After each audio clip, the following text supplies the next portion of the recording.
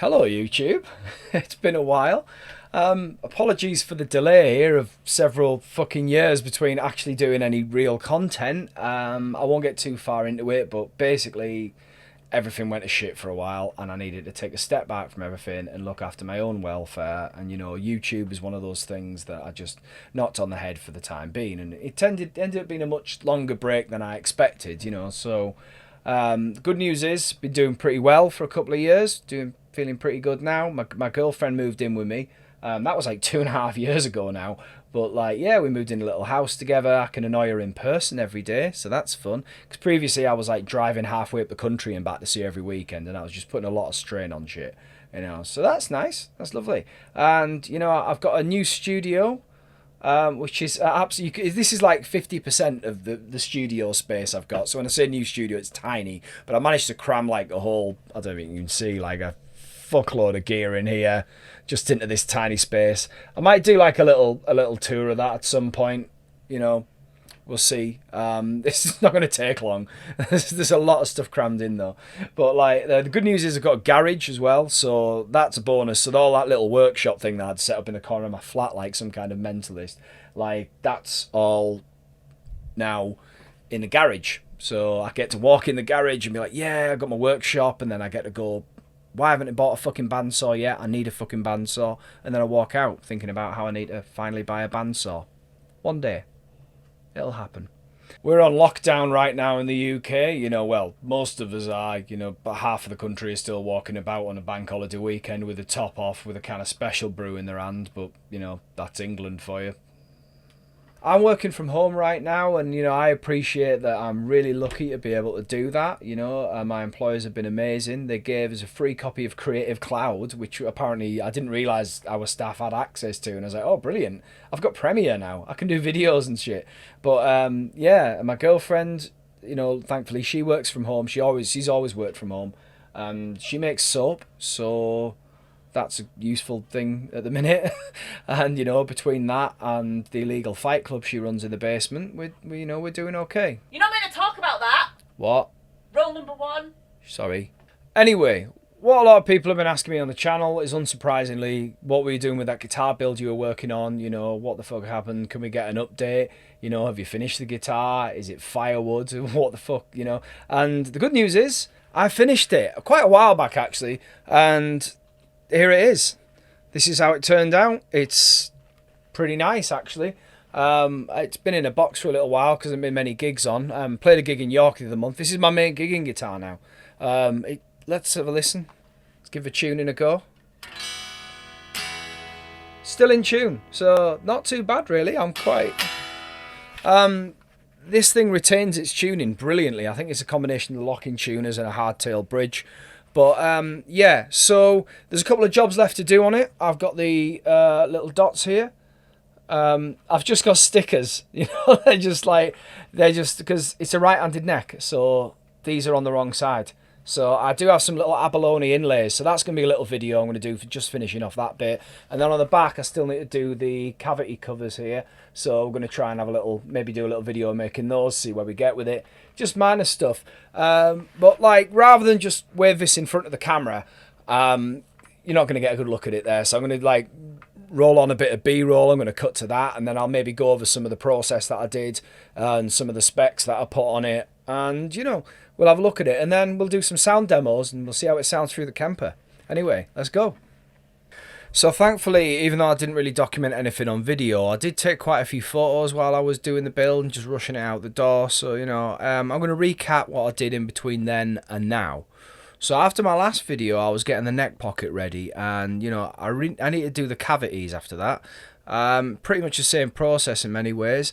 I actually had to get a pretty small router bit in order to do the neck pocket, because rather than using pickup rings, I wanted a direct mounting. And with the neck pocket I used a template, although, and you probably see it in the picture there at the top, this one I kind of made from scratch using straight bits of MDF just as the initial template for like the dimensions of the pickup. But then I kind of let the router bit itself dictate how rounded the corners were, as I used that to create a more, you know, pickup-y template. And this fit the pickups pretty well, as you can see there. Next, I moved on to the bridge placement and drilling the through holes for the strings, and I created a jig for that to make sure that they came out straight the other end. That was some advice I got from some other guys on the luthier sort of scene. It worked really well to make sure things didn't come out wonky at the opposite end, which is a problem you can have with those. I also made pretty minimal cavities that were just big enough to kind of fit the electronics in. So while you can't see it here, I widened the string holes to fit the ferrules in at the back, and I also created a shallow kind of recess around the electronic cavities using a top bearing template bit. And the cavities themselves served as a template because it was a top template bit, so I just ran it round and, you know, dropped it maybe 1 millimetre in the body. And, you know, you can see that in the later pictures anyway. But to run the wires between cavities, I just bought some really, really long drill bits and very, very carefully sort of created some wiring channels between. It's hard to see on the pictures I've got here. But, you know, it worked. Once all the cavities were done, I fitted the neck on and put some hardware temporarily just to ensure everything was correct, you know, everything looked right. Stuck a string on there to make sure it, you know, kind of just played one stringed. And then after that, I sanded and smoothed the body down so it was ready for finishing. Since putting a spray booth in my flat was probably a really stupid idea, I probably end up suffocated or something, you know, I thought I'm going to go with stains and oils. I used the Crimson guitars, they're stunning stains, seen them on their channel, I thought I'll give them a go. I bought a black and an amber stain. I was wanting to do sort of an amber colour originally, and then but I eventually settled on mixing the two to kind of get a dark brown tone. So I used some pure black around the edges, you can see there, and watered it down slightly going inwards to eventually sort of get like a nice burst effect, so kind of like brown to black burst. It's looked pretty cool, and I was starting to think, oh, might not actually be completely crap at this. I was like, wow, this is actually looking okay. So as well, I was thinking, oh, I might actually have a guitar that works here eventually. So anyway, the most laborious part was probably the final finish. I decided to use True Oil for this and apply it in multiple coats. So I strapped the body to like a PA speaker stand I'd lying about using a load of cable ties and a spare bit of wood I had left over just to hold the neck cavity on in place so I could get it nicely all around the body. Basically every morning, every evening for a few weeks before going to work, I would like apply a light coat of True Oil with a paper towel, and then I'd lightly buff it with 000 kind of steel wool or 000 steel wool, one of the two, when I got back in and it had dried, and then I would, you know, do the process again. I'd normally get 2 coats a day doing this. Now I was far from an expert at this. They make it look so easy on the videos, and you know, it was like, no, nearly took the finish off once or twice. I had to be really careful, but you know, after a while it kind of built it up and it started to look pretty good. After that I attached the neck and the other hardware and obviously gave it a good setup, and here's the finished thing. So yeah, turned out pretty good in the end, I thought. I'm really happy with it, you know, in general. But anyway, I'm going to go over the full specs now of what guitar is, what I put in it, you know, how it ended up. So the body is a 2-piece Carina body in a Telecaster style. It's got dual humbuckers, a hardtail bridge and a 22 fret neck. The shaved off style of the horn was kind of inspired by Reverend guitars, specifically their double agent model that I really like the look of, and I kind of nicked that little flourish off them. Some people hate it, I quite like it, it looks a bit different. I wanted Cosmo black hardware, so I used a Fender 6 saddle hardtail bridge off one of their Korean models. The surface mounted pickups are an iron gear metal machine in the bridge and a steam hammer in the neck. While the neck's just a cheap Chinese one, I replaced the nut with a black tusk one. I couldn't find left-handed locking tuners in Cosmo Black at all, so I used a right-handed neck and then used a set of imported Korean-made Jinho 19-1 locking tuners. Now these are exactly the same as the Vanson ones I use on a few other guitars, and they're far higher quality than the nearly identical Chinese ones. The cavities were routed as minimal as humanly possible, so the guitar weighs and sustains a lot more like a Les Paul. It's pretty big, it's heavy. But for wiring, I used left-handed reverse log CTS pots with a .047 orange drop cap. Again, the string ferrules are in a matching Cosmo Black.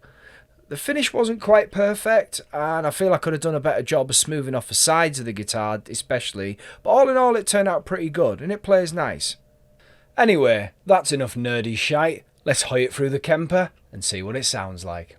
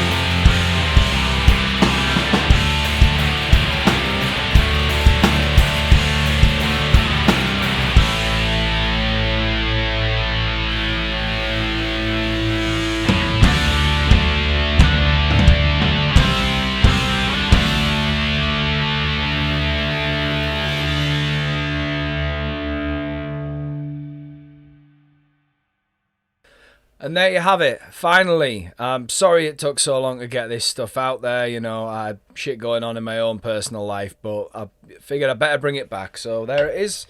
You know, pretty happy with it in the end. Nice low action on it, by the way. I managed to get that pretty sweet.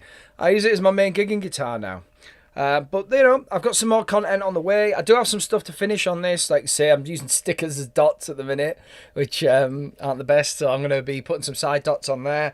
I'm going to make some cavity covers for that. I've been getting away with not really using them at all, even at gigs and stuff. And I might try and put design like a little decal for the neck. I'm not too sure yet. So I'll try and do a video for each one of those. Certainly the first two.